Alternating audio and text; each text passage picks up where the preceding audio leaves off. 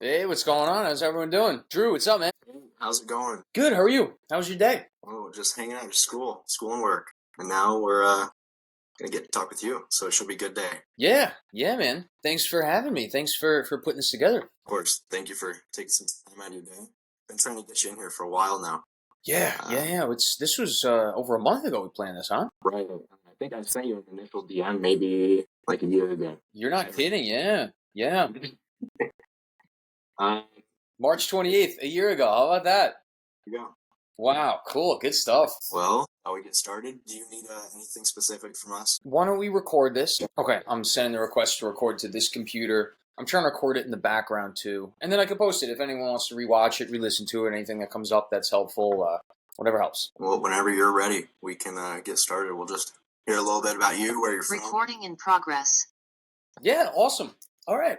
Boise State, let's go. Thanks for everyone for coming out, and we'll have a Q&A. I'll open up the floor to a Q&A, so anyone that wants to ask me any personal questions that I could help out with, I'll do that at the end. But Drew, so I have the list of questions here that you helped put together. You want to just start from there, and then at the end we'll do Q&A. Anyone wants to ask questions live like that?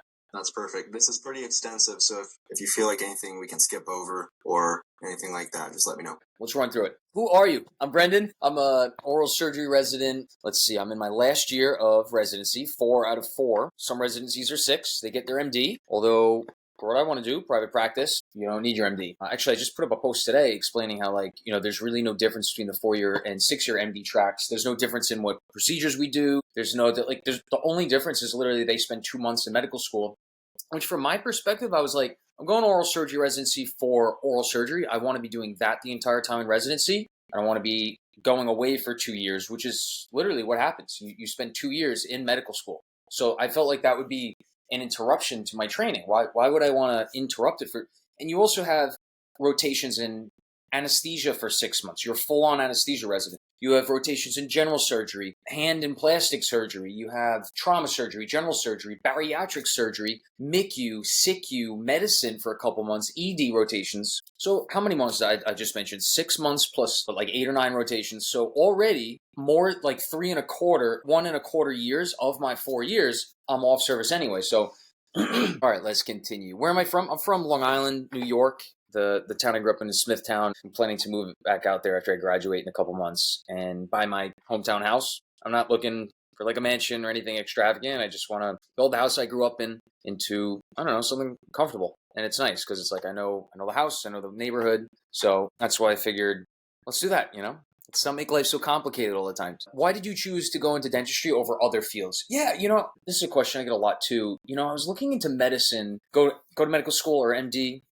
Or PA school. My aunt's a PA. She's very hard worker, very smart, good lifestyle.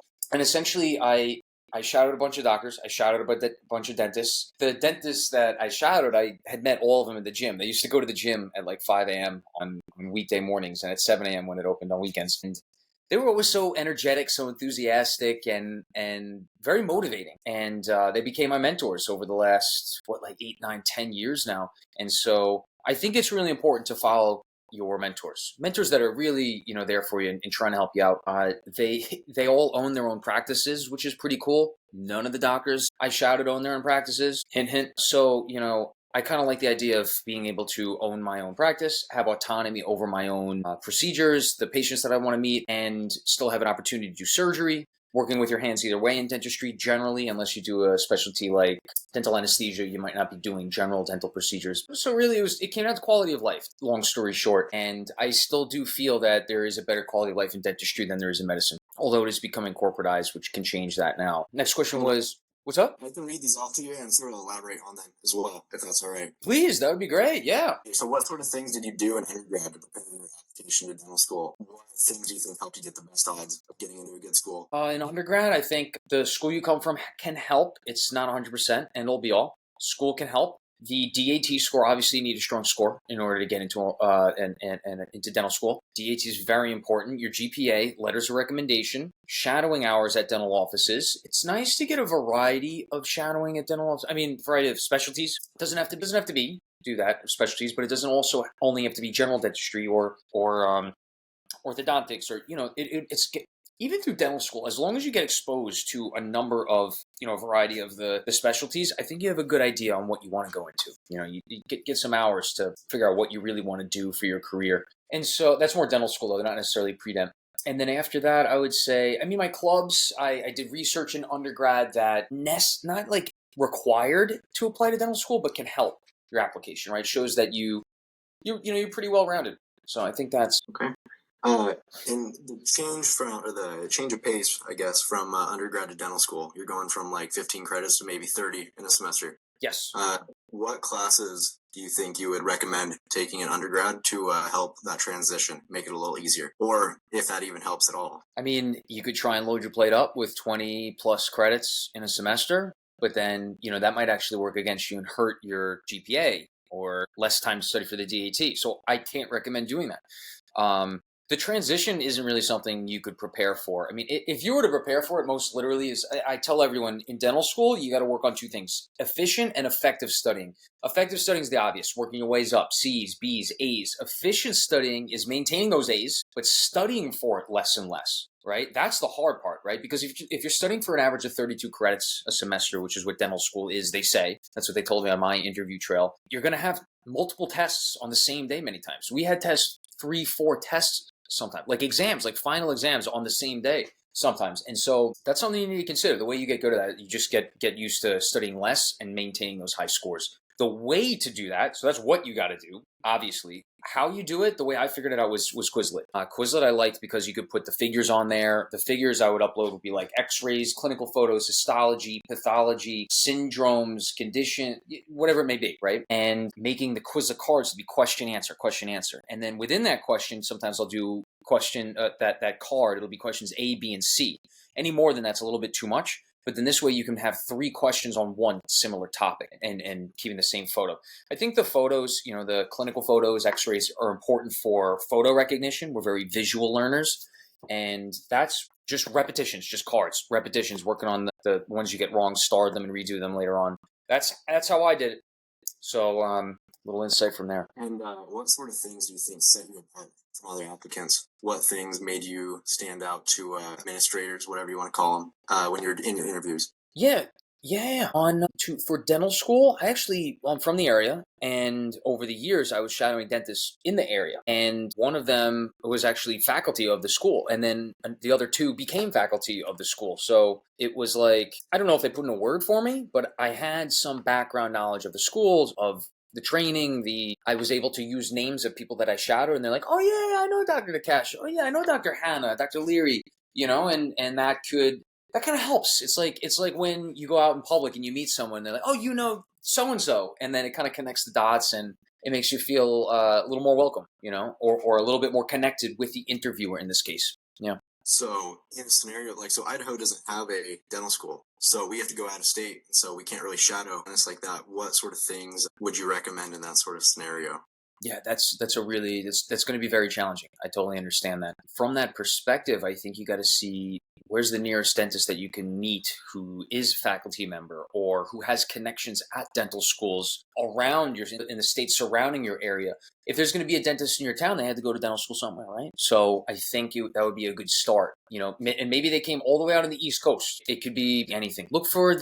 You could look for recent graduates. The best thing is going to be getting faculty members at dental schools, but you might not be able to find that. That's something to consider. You gotta find that dental school that you really want to go to, and then you might be a flight to your aunt who lives on the west coast of Florida, and then you're gonna go visit LECOM, or you're gonna visit Nova Southeastern, or you gotta think about connections. It's not 100%, but it will help. Well, then I guess that's what it takes us into. I wanted to talk a little bit about your gap year. I know a lot of students are taking gap years, and I just want to hear, what was your reasoning for taking gap year? What were some of the things you did, and how do you think these helped your application in the end? Oh yeah, as far as helping the application, I don't know if it helped my application necessarily. Although in that gap year, I did work for an oral surgeon as a surgical assistant, and 2 other jobs. I did 2 other lifeguarding jobs. So I don't know if it helped, but if it did, it probably would have been because I used that year to work for a dentist and get more exposure and learning. And then I could talk the language of dentistry. Dentistry is like a whole nother language. So is medicine. So is probably veterinary medicine. So is Chinese, different languages. But literally dentistry, you're only going to learn by being thrown in it and in dental school. You're not in dental school yet. So how are you going to do it? You got to get in that office, in that environment. That'll be a dental office setting, right? And just talking with dentists, dental hygienists, then other dental assistants, learning from them. But why did I take a gap year? I didn't necessarily want to take a gap year. Going into it, it kind of feels more of like, oh, I'm behind schedule now. You start feeling self-conscious. And then when you start dental school, you might get that quote unquote imposter syndrome. These are all normal things, right?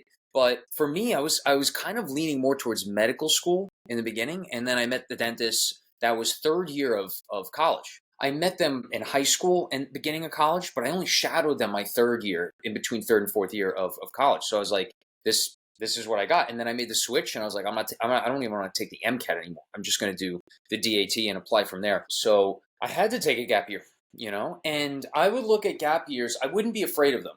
Take them if you need to, but maximize them to the best possible ability that you can. After my gap year, I was like, can I get another one? I don't want to go to school again. And then you did, and then you have to. But, that's the kind of gap year you want to have, where it's like, I wish I could have another one. You're going to look back on your gap year. If you push it to the max, like your cup's half full, spill your cup over it. Throw as much on your plate as possible. Try out as many new things. Travel, see friends, not just work. But like try new things, read new books, try music producing, start a new instrument, learn a new language, little things like that. And guess what? That's going to actually be something that you can connect with your interviewer on that interview day. So in my gap year, the first thing I did was take the DAT. As soon as I graduated in mid-May from Stevens Institute of Technology, I hit the ground running. I had a little over a month to study for the DAT. It's like a month and a half between June, and then I took it in mid-July. So a month and a half. I had a month and a half to study for it. Study for that. Then I traveled a little bit, started working in August, September for the oral surgeon's office. Did that the whole year, lifeguarding and interviews in that fall. And yeah, so I mean, that's what the gap year was. Oh, you're muted. There we go. So definitely maximize that year if you're going to take that gap year. Make Yeah, most of it. and maximize it. Just like looking forward, this might be so hard to understand, because if someone was to tell me like do what you want to do, and you're like, I want to go to dental school, I want to go get into residency. So it's more of like, if you know in hindsight. But the fact of the matter is like you know that one thing that you died always wanting to do. You want to, like I said, travel to that country, to that place, or try that new instrument, or try that music producing. That was my big thing. And in that gap year, I wanted to try to produce music, and just go for it. And just, that's what I mean. Explore all avenues. That's your exploration year. In addition to working, you can work at a dentist office 3 to 5 times a week and do whatever you want that year too. They're not expecting you to be a full master's degree full-time employee in that year necessarily. So that makes sense. And we're all traveling out where everybody's applying. Well, a good amount of people are applying to dental schools here soon and taking their DAT. And so I was just curious, what sort of things were you looking for in a dental school? Didactic experience, or didactic/clinic experience, research, price, location, those sort of things. The biggest thing for me was I wanted to make sure that I had the opportunity to apply to specialties. Not apply to specialties, I wanted to go to a dental school that has a higher percentage of their class that matches into specialties, okay? In my area, Stony Brook's one of them, UConn, Harvard, Columbia, UPenn, mostly Ivy League schools, higher academic. They take a lot of high academic applicants, so to say. But because I knew that I was interested in oral surgery, but I wanted to figure out what was out there. And everyone kept hounding me saying that you got to go into a specialty, you got to go into a specialty. So from that standpoint, I wanted to go to a school where they match a significant percentage of their class into specialties. Stony Brook's a very small school, and my year we matched 4 out of 4. The year before, I forget, but then the year before that was like 5 out of 5. The year before that was 6 out of 6. And I knew people from the dental school there because I met them at the gym as well, actually, believe it or not. That was a big factor for me. And if you're interested in specialties, you're probably going to want to go to a place where they have a decent percentage, because that's going to be better possibility for you to get into it. Next, clinical experience. I would say definitely, because if you end up in general dentistry, you want to be good at general dentistry. So clinical experience, and generally the bigger school you have, that doesn't necessarily mean they have the same percentage faculty at that big school. I can tell you it doesn't work that way, because I'm near another dental school right now, and the faculty percentage ratio per students is completely different. So having 44 students in my class, we're like the third or fourth smallest dental school in the country. I got a lot more hands-on, one-on-one time with faculty members. That's what I'm getting to, okay? Another thing was, it was close to home. That really wasn't a big factor in mine, but it served to be important to me. It depends on your situation. My grandma was diagnosed in cancer my last year of college, and she passed away my last year of dental school. So she was 4 years of trying to push against recurrent cancer. And if I was in Buffalo, if I was in your state, if I was all the way on the West Coast or Florida, I wouldn't be able to visit her throughout dental school. And now that's not a reason to necessarily pick a dental school, but I got very lucky where all the stars aligned. Tuition, that's another big thing. That's probably not the last thing on your list. There might be one more, but tuition is very important. It is, because you got to think about, if 100%, like maybe here's a good way to think of, are you going to specialize or go into general dentistry? If you have a family member that owns their own dental practice, that's very hard. That's becoming harder and harder to obtain as a clinician these days. And that's something to heavily consider. Maybe you do want to go into endodontics, right? But your mother owns this office, or both your parents work in this dental office. I know people like that too. That's something really to consider, because by working in an office, you already have 2 mentors that probably love you. Hopefully, you get along with them after college, dental school type of time. They're going to be good mentors. They're going to care about you. And you have a practice that if you learn and show that you're interested in working there, and they're going to give it to you. They are. They're going to give it. Now, you might have to pay for it in some way, shape, or form, but they're going to hand it off to you, right? And then you're going to have your own autonomy. There are some of these DSOs, these corporate institutions, when you want to work in practice after dental school, after residency, that might change your autonomy when you're working for someone else, or if you're working for a corporation that kind of has their own rules and regulations, right? So that's something to consider. And then the third point, even when you go into general, you can still really hone into your focuses. If you love endo, you can do root canals as a general dentist, right? It's not only endodontists. They're just the specialists in it. And maybe you're really good at doing maxillary molars endo. That's a possibility. So it's not the end of the world, right? That's just something I'm going to throw out there. It's kind of separate, but I think it's very important. Was there any other parts of that question? Not entirely. No, you had talked about school name and how that can help when you're going into specialization. It can help. Sometimes different state schools that generally don't have students graduating with like outstanding GPAs, or the name of the school just, like Ivy League schools, they usually stand out on applications to graduate or professional schools, right? That's just simple. I guess we can go into interviews. Does anybody have any questions right now? I think we're probably okay, and we can wait till the end as well. Okay. So with the interviews, and we have some students that are getting ready to take their DATs and go into that whole process, what sort of things in your interviews did you do to make yourself look good without coming off too arrogant? Like, how do you find that sort of happy place? So you're going to be asked 4 main questions, like tell me a little something about yourself, and don't talk your ear off like I'm talking to you guys right now. Keep it like under a minute and a half, and just try and kind of give a course of your life that represents you in a way that they can connect with. You want to connect with that interviewer. It's not a multiple choice exam. They're going to ask you a bunch of questions, but it's going to be a conversation. Again, it's not an exam, okay? So tell me a little something about yourself.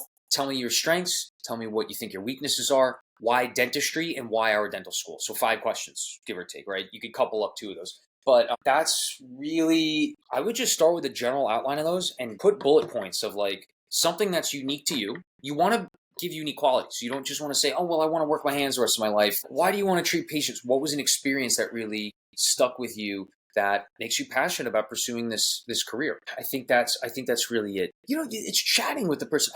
I did an interview at Toro. I still remember to this day. He saw my application that I played basketball in college. I forgot that. That's another thing I did in college. He talked to me the entire time. The entire like half-hour interview, 29 minutes of it was basketball. It's like, what school is he? Oh man, I got to head out of this interview. Like right after this interview, I got to go bring my son to his game. He's in high school, and I was like, oh, awesome. That's great. I remember those shoes. Is he going to training and stuff? And there we go. We're connected. By the end of the interview, it's like, what do you think? You want to go here, or where else are you looking at? It's like, now he's asking me if I want to go there. I'm like, I'm interviewing with you guys. What do you think? But yeah, it's fine. And you could ask questions too on interviews, right? You're getting to know them. They're getting to know you. And you talk about keeping it as more of a conversation and not like that multiple choice exam. Were you able to practice wrapping in those big points about your application, like keeping how to make yourself look as good as you possibly could, while also I'm trying to figure out how to word this. Well, you should have. Yeah. Here's another thing. A common mistake that people make is, they made their CV, their resume 9 months ago. And then they come into an interview and there's one thing on there that's like, oh, tell me this nitty-gritty thing about your research paper that you the publication. Or actually, someone told me this. They were like, someone asked me on my interview what the title was of my publication, and I froze up and I couldn't answer it. And it made them look so bad because it made them look like they didn't even do it and they just threw it on their resume. So you don't want that. You should know your resume in and out, eyes closed, front to back to front. You know what I mean? And basically, you should, when they ask you questions, you're going to be answering it from your experiences. You're not going to be lying to them, and pretty much just kind of giving them further insight of what your personal statement, your application, your resume, and your experiences have been in a dental office and in undergrad, right? So it's just that, but keeping it a conversation. Like when you go out in the world, like I would lifeguard and I would go to the gym. And at the gym, every time you walk in, it's like you see someone you know. Like, oh, you know Jack, you know Josh, you know Cynthia, you know Margaret, you know Angela. You know, it's just a conversation. Like, hey Angela, what's going on? What are you working out today? Here you are. You're in an interview. It's like, hey, how's the day going? Right? It's like people want to make it more complicated than it is. It's not an exam. Just chat a little bit. Okay, awesome. That's all I really had about the interview. Is there anything important that you feel would be good to know surrounding interviews? Just keep it casual. With the interviews, I think keeping it casual is you want to be professional though. You don't want to be too casual. Some people will be cracking jokes and laughing really loud. You got to assess the situation. You know, one of the things, I mean, my interviews to oral surgery residency was COVID year, so everything was virtual. It's going to be different. Presumably, is going to go to dental school interviews in person. But I would try and match the size of the person's head in the. I mean, this is the little thing, but these things add up. You know what I mean? You don't want to be like here when the interviewer is like way back here. It's kind of like if you're making eye contact with someone, but they're looking at your forehead or your lips. It's like awkward, you know? So it's a little nitty gritty thing. You know, it's not going to make or break anything, but it's a funny thing that actually goes a long way. Stuff like that. Let's see. Anything else on the interview? Definitely research the school beforehand. You know, what's unique about that dental school compared to the other ones that you're applying at or that are out there that are nearby? Point them out. Mention them on the interviews. If it's something that you're interested in about it, say it. If there's not something that you know what I mean? Like, don't say it. Don't talk about it. I guess we'll go into dental school and some of those topics. But one thing you talk about managing all those, like you'll have 4 tests in a day. What were some of the ways that you managed all that? Like what were some online resources, mentality going into it, strategies you had? You talk about the effective and efficient studying. Yep. Anything else besides that? Yeah, for the how-to with studying, that's how to do it. The effective and efficient studying. For organization and prioritization, which actually helps with like anxiety and a lot of pressure throughout undergrad. I didn't figure this out till my 3rd year. Actually, high school too. High school, undergrad, and my first 2 years of dental school. I had one of those planners. It's like a book where every day is a new column, Sunday, Monday, Tuesday, and you don't have time like that anymore. I would get used to this in undergrad, honestly. I would get whatever you use reminders, that app. Do you stop writing things down? Like this is 2025. We have AI now. AI's on the computer. We have Word, Excel, Power, everything's on the computer now. Let's stop writing things down. It's 2025. We got to go forward a little bit. And why is that going to be advantageous to you? Because it's more reps. It's faster. Studying, it's faster. It's faster. And so what I figured out was let's throw out the planner. Let's go to the phone. I found this app. It was the highest rated one. This is 8 years ago now. This is 6, 7 years ago now. It's Microsoft To Do. I'm not like an influencer for Microsoft To Do. I'm not getting any money for this. This is literally what I use every single day. It's a to-do app, to-do list app, and you could like cross things off in each module of your like to-do list. You can have an inner list. You can organize them into folders on the side. So I would organize all my classes. I would organize all my side company work. I would organize all my patient list stuff, all like my meetings, events, parents' birthdays, if you need to do that, you know, whatever you need to do. And you could set them to repeat. It's also like a calendar, right? So you can have it repeat every day, every week, every first Monday of the month, literally whatever you want. And I would just have the things that I need to do every day, repeat every day, everything every Monday, every Sunday, laundry, groceries, whatever, every Sunday. And I would just cross them off. Every day you wake up, just start crossing things off. When you get really stressed, go back to the to-do list, rely on that to-do list and cross things off as you need to do them. This is how I maximize my day, like incredibly. I think that again, it helps with anxiety. It helps keep your thoughts clear. It helps you with studying because you can get everything in a row. That's something I would start practicing that now in undergrad. And then preventing burnout from school. It's a lot of school, not much time for yourself, I assume. What were some of the ways that you prevented burnout and stayed focused when times got tough? Yeah, and I can promise you, it's more and more stuff on the plate. The least amount of things on your plate is going to be that gap year. You know, in undergrad, you always got something on the plate. Although, God, I wish I could go back to undergrad where you have like entire afternoons off or entire days off. That's pretty sweet. That's hard to find. But with burnout, it's what do you do for fun on the side? Do you exercise? Do you cook? Do you go for long runs or hikes? Do you have a dog and you like to bring your dog for a walk? All these things are great. Your hobby, you could be knitting. Some people, there's a guy in my residency, he's a DJ. I don't have time to music produce anymore, but I have 2 LLCs on the side right now that I do a lot of projects in them, and it advances my oral surgery. I guess it will be private practice outside. And it also keeps me excited to not only do the oral surgery, but also know how to market it. And then when I talk to my future boss, I guess, if you will, or other people in the field that own their own practices, which is what I aspire to have one day, we could talk about stuff. So I don't know. Just stick with those hobbies and things that interest you on the side, and make sure you don't just cut them out. Like I cut out my workout today because I ran out of time, but I'll get it in tomorrow. So also don't beat yourself up for missing things. Don't beat yourself up for poor exam scores. Definitely use every exam that you're unhappy with as a learning experience, but don't let it linger on you. Just let it motivate for the next test, because that's all you can do at that point, and try and figure out what went wrong so it doesn't happen again.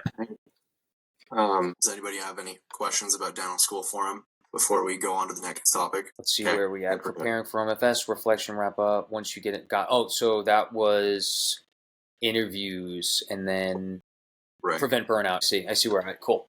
Yep. Well, I guess we can get into specializing. What do you believe, and this I guess also goes back to dental school interviews, but what do you believe sets a strong applicant apart from others? What sort of things do they typically have? Do they have their ducks in a row? What things do they present with? Most people do have their ducks in a row. I would say some people are overconfident. Definitely recognize where you're interested in learning more about. Some people are very robotic too, I noticed in interviews. Some people again, it's not a multiple choice exam, and people get some people are shy and maybe get a little anxiety with the pressure. Sure, everyone does, to different levels. That's one thing. But then to be very robotic on an interview is kind of annoying, So preparing to specialize and what makes you stand out from other applicants. I mean, you want to make sure you have enough exposure to that. With oral surgery especially, it's externships. It's when you spend a week at an oral surgery program, shadowing, assisting, just spending the whole week with them, doing everything that they do, hopefully assisting and kind of getting to see what they do in the OR, in the clinic, on the rounds, with their inpatients, with their outpatients, and stuff like that. Maybe taking call with them overnight. That's a big thing that you can do as an extern. Some programs will let you take out teeth at their program. We have that here. And yeah. Exposure, guys, exposure. You got to get a lot of exposure. If you're in between medical and dental school, you just need to get more exposure until one day you wake up. This is literally how you work. Maybe not one day, but you just start to get this gut feeling. Your intuition is telling you, I really don't want to look at gangrene on these people's toes anymore in medical school. This is what happened to me. I'm like, I had enough of gangrene. Teeth? I don't mind teeth. And then I saw oral surgeon. I was like, wow, this is pretty cool. You could change someone's life with their teeth. And that's what we do now. And then another question is, what would you have done if you didn't get into a residency on your first try applying? Yeah, I mean, I would try and think, self-awareness is probably the number one key through this entire process, right? Because you want to end up going into a career that you're happy with. You don't want to end up being stuck or feel like you're in a box or like you're underwater in this career and you can't go out and you can't escape, because that can happen too if you end up somewhere where you're not that excited. So that's why I can't harp enough. You need to observe and get as much exposure to these careers and these different career paths within dentistry, different specialties, for example, before you go into them. Okay. And you were wait, I just lost my train of thought with can you repeat the question one more time? Yeah. Just what would you have done? What sort of steps would you have taken if you didn't get into a residency on your first attempt? Yes. So excellent. Thank you. Back to the self-awareness. What do you think it was that you didn't get in? Why do you think you didn't get in? Was it your CBSE score? That's like the DAT, right? So applying to dental school is was it your DAT score? You got to be honest with yourself with these questions. You got to ask people, do you think it was this, or, try and think about these things and then figure it out. So for me, if I didn't get in, I would probably be asking around, what do you think but you're essentially you're going to know, because how many interviews did you get? Did you get 1, 2, maybe 3 interviews? Then there's something on your application that you need to beef up a little bit, whether it's your GPA, whether it's your shadowing hours, probably not your shadow hours. It's going to be your DAT or your GPA, essentially, right? Or you got something on one of your letters of recommendation where they're not a great student, okay? That's what that's going to be. For oral surgery residency, you'd have to think about it as is it my GPA? Is it my class ranking? Is it one of my letters of recommendation? Maybe I didn't do enough externships. If you did one externship and it's a half-assed one that you did at your own program, maybe you need to do more externships. If you got a very high CBSE score, but you only did one externship, well, maybe you need to do more externships at more programs. Maybe you do need to do a non-categorical year. It's when you spend a year as like a quote unquote resident at an oral surgery program, but you're not a matriculating resident at the program. So you do 1 year and then you're gone. You just do the intern year and then you leave. Maybe you need to do that because you got an 80 on the CBSE. That's a very strong score. And now you just need more exposure into the specialty and they need to see what you're like. So self-awareness, you need to be able to ask these questions to yourself honestly and figure out what it was missing on your application, why you didn't get in, and go and do it better. Bring up that GPA, get a better CBSE score, stuff like that. Back to your question now, if I didn't get in, either reapply, could have taken the CBSE in, I could have done a non-categorical year. I might have even just gone into general dentistry because I knew dentists that owned their own practice at the time and just getting straight like mentoring from them and just moving on with my life from there. I don't really know. I kind of did the Tony Robbins burn the boats quote and focused only on oral surgery my third year and on and just went for it. And in fact, I didn't even apply. I applied to 2 6-year programs. Out of all of the 20, 30, 40 applicant, whatever I put in, I only applied to 2 6 years. The rest were 4 years. I kind of had an idea of what I wanted to do at that point, back to the self-awareness. And something I was curious about. So let's say you apply and you go and do all your interviews for oral surgery, and then you don't match into any specialty. Are you able to reapply to like a AEGD or a GPR or something like that? Or do you have to wait until the next match cycle? I was just like, what's the process? Some residencies usually leave a couple spots open for either students at their dental school who didn't match to go to, or you could generally GPR or AEGD. You can usually get that as like a follow-up, like a post-match. They call it post-match. So generally you can find an opportunity out there. Perfect. How did you get connected to the residency? So you talk about going on externships. Do you just shoot an email to some sort of, I'm assuming they have something on a website for you to reach out to? Yeah, email. I was always a phone call person. I like to get as close or as connected as someone as possible in the terms of like communication. So if you can meet someone in person, I literally went to one program and brought them like a letter, just hey, you have any open spots? And they had one and they gave it to me. And the person calling, they didn't pick up the phone because I was there, kind of thing. Next thing after that would be emailing. If you go on the program's website, you can find someone's email or phone. It's probably just going to be their email there. But if you do a lot of extensive digging, you might be able to find a phone number. That's it. It's phone and email. Yeah. And how did you get an idea of a sort of culture at those residency programs? Like, did you use like a student doctor network or anything like that? I used the externship at that program. You spend a week there, you kind of have an idea. And it's not 100%, it's just a week. You really need months to get an idea of what this program's like because different residents rotate through. That's one thing. So you might not meet the bad or the great residents, unfortunately. The other thing is on these externships, you're spending time with residents at that program. In the younger level residents, first, second years, they recently did their applications trail, right? They recently externed at programs as well. So you can ask them about what other programs that they externed at, which ones they might have liked or didn't like. So you can utilize those residents to pick their brain and see what they liked or didn't like. That's a good resource. And back to externships. What time of year did you go? Like, were you going on like a Thanksgiving break, or? Because I'm assuming you don't get as many breaks as you do in undergrad. Yeah, unfortunately, you don't. You don't get any breaks in residency. This entire year, I've only been off twice. Not this year, 2025. Like since this time last year, I was only off 2 weeks the whole year. But yeah, so during dental school. By one more time, in dental school. No, I know, yeah. In dental school, the externships, because yes and no. Yes, do externships to get an idea of if you like the specialty. But when you're really trying to hone in on getting exposure to and programs opportunity to meet you, that's really going to be in your D3 year. And I would call early to get that spot. But in July, August, September, I would try and get externships at the programs you really want to go into. Okay, you're going to be fresh on their mind. You're going to, like if you're really good, they're going to see your application come across and put it in. That's a big thing. It doesn't have to be right away. You could do like July, August, September. Those are prime time for showing a program that you like them. But really, any time of the year you can go. It also depends on when the program offers it too. That varies. And for anybody that doesn't want to do oral surgery, is there something similar, like externships to go to like an ortho residency or perio or anything like that? Not that I know of. I do know that there are externships, quote unquote externships at pediatrics and ortho programs. But like everyone I talked to, they were like, Yeah, I went for an afternoon. I met someone for a couple hours and left. That's not an externship. That's like, hey, saying hello for a couple hours, bringing them a donut. But there are some opportunities. Unfortunately, I don't have enough information. I don't really know how they work though. All good. Yeah, and I guess just what kind of things did you do on these externships to help them remember you and how to stand out when they saw that application again? It's going to come down to your personality, your attitude. Attitude is good. Going there every day, at least 15 minutes early, staying to the last person, taking call overnight with a resident at least once, speaking with the attendings, not being annoying. Definitely you don't want to be annoying. That's for sure. And having a good attitude, showing always lending a helping hand to the residents. Like, hey, can I help you pour up those models? Hey, can I assist you on this? You need an extra hand suctioning or something? Yeah, that's good attitude. Being a team player. I've got nothing else related to oral surgery, and I guess we can start to go to the reflection and the wrap-up area. Anything that you wish you would have known in undergrad?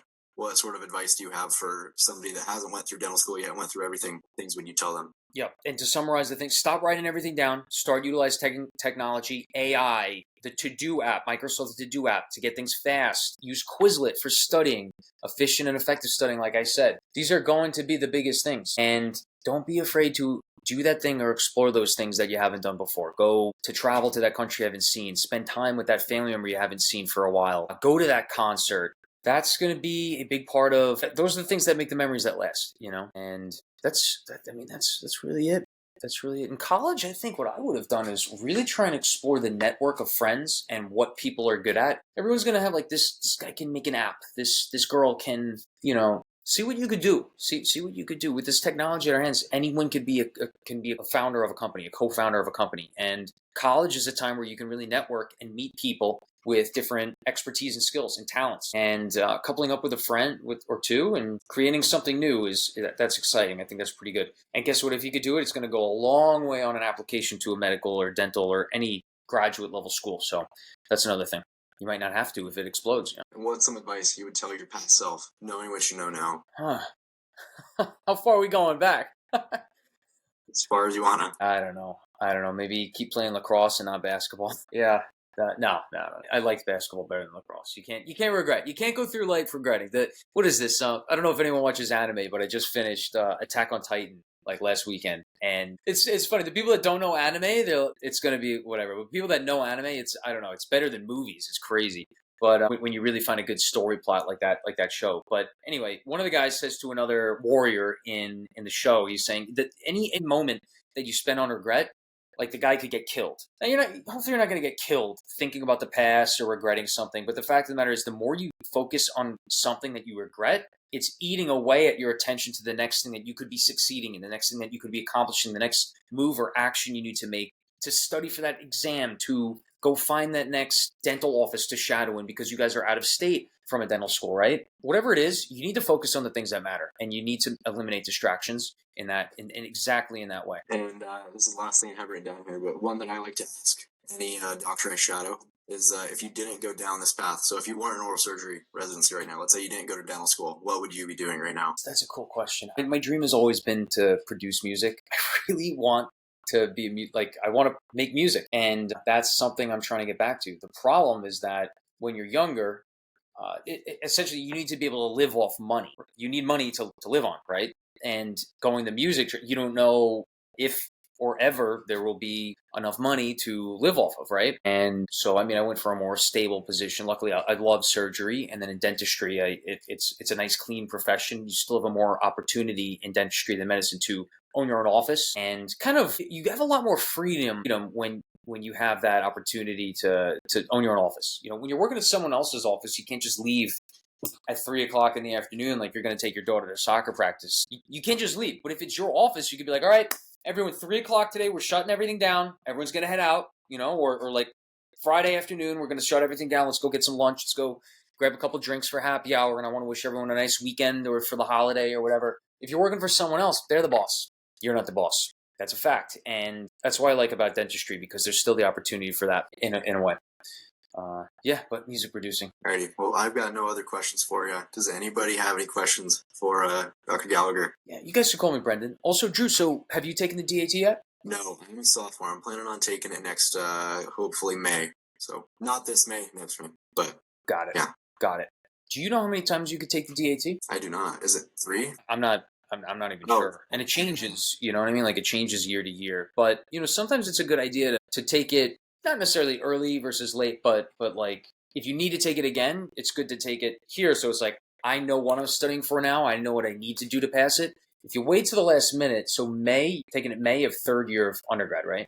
Yes, and then hopefully do interviews senior year and then dental school right after. Yeah, and there's no shame in a gap year. I think gap years give you a much higher level of maturity, honestly, than just going through school your entire life, one after another. So I'm a big advocate for a gap year, but you really want to take a gap year if you need to, right? Like I needed to. But here's the thing: if you whatever in May, what are you going to apply with if you find out that you need to take it again? Like what DAT score? No. I'm saying like, what if you take that DAT and the score isn't what you wanted it to be? Right. The timing, And I'm not opposed to a gap year either. I'm trying to I felt like coming into college, I was a little bit behind. I hadn't taken in any of the biology courses or chemistries or anything. So I'm wrapping up Gen Chem right now, right? Got it. And so I feel like I'm a little bit just running through it as fast as I can, trying to get through. Sure. But I'm opposed to taking a gap year. And maybe that is what'll happen. I guess we'll see.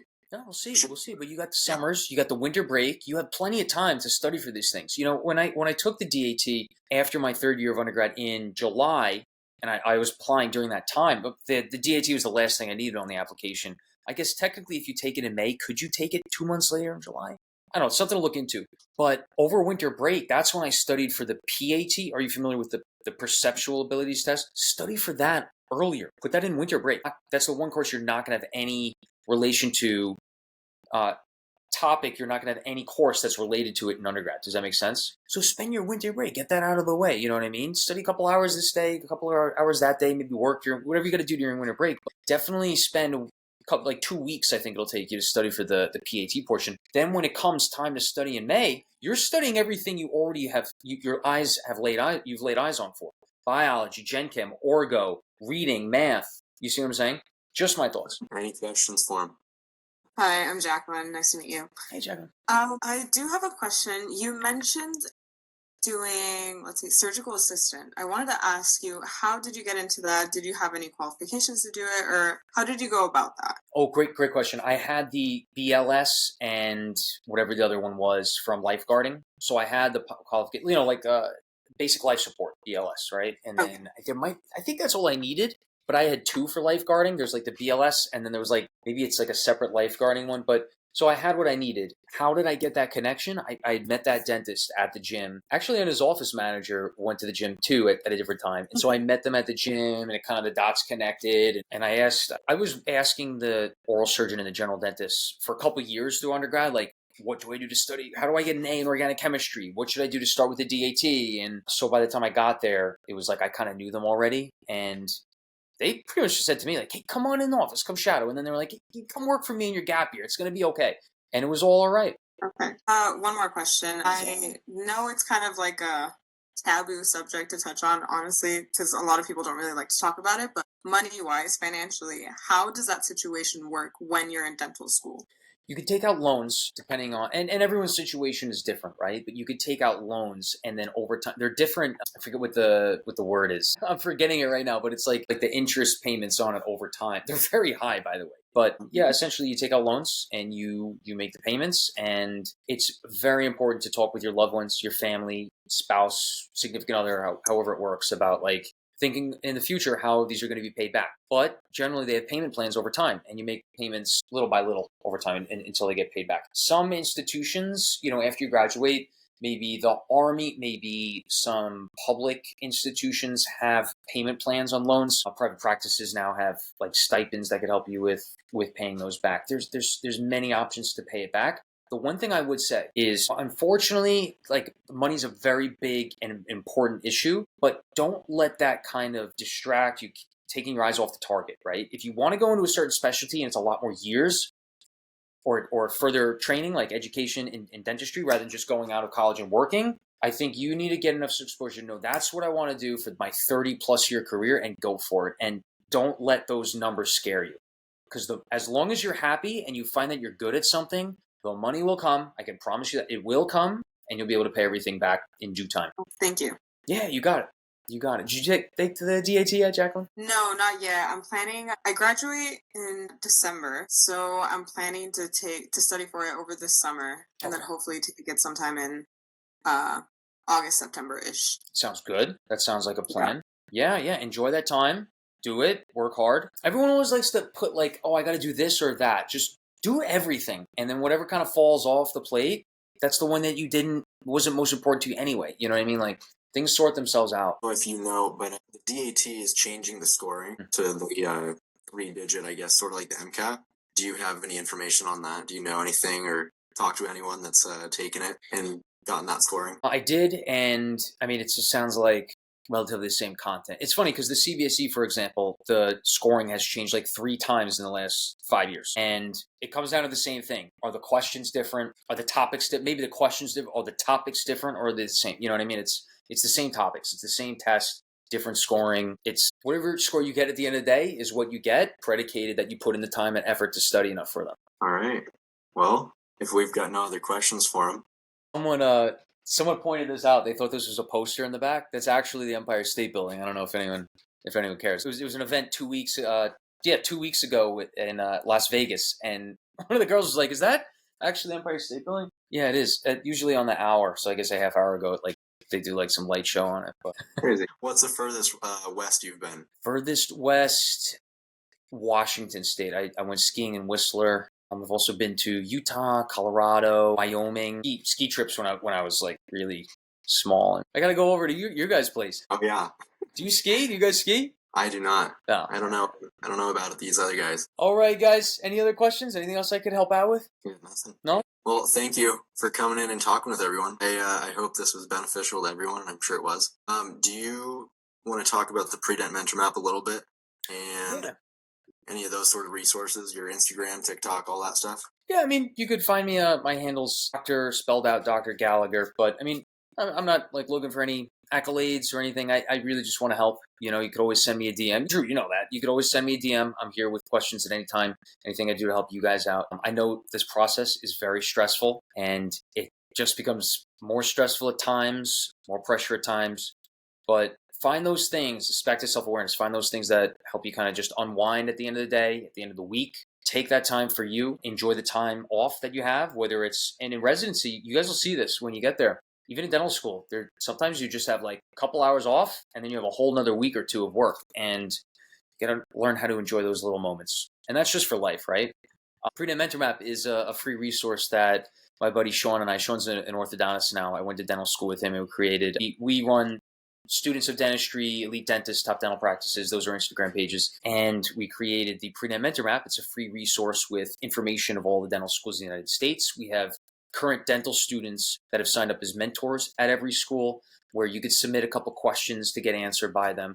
Because some dental schools have specific things in their application, like they might take biochemistry where others don't need biochemistry. I think that's a good thing. We're now implementing how many students in the graduating year matched into specialties. I think that's valuable information that some dental schools don't want to release. Creighton, we just found out last weekend that Creighton doesn't like to release their match numbers, which is like, why the lack of transparency? I don't know. But anyway, so it's a free resource. You could go on there. You could sign up. It's just like putting in your email or whatever. It's there for free to help you get into dental school and make the process a little less stressful. Okay. Well, I think that's about it. All right, Drew. Yep, I gotta sign off. And that's PreDent Mentor Map. So it's PreDentMentorMap.all. But thanks for having me, Drew. Just hit me a DM. Anything I could do to help you out, all right? Okay. And anyone here. Yeah. All right, thanks, guys. Good night. You got it.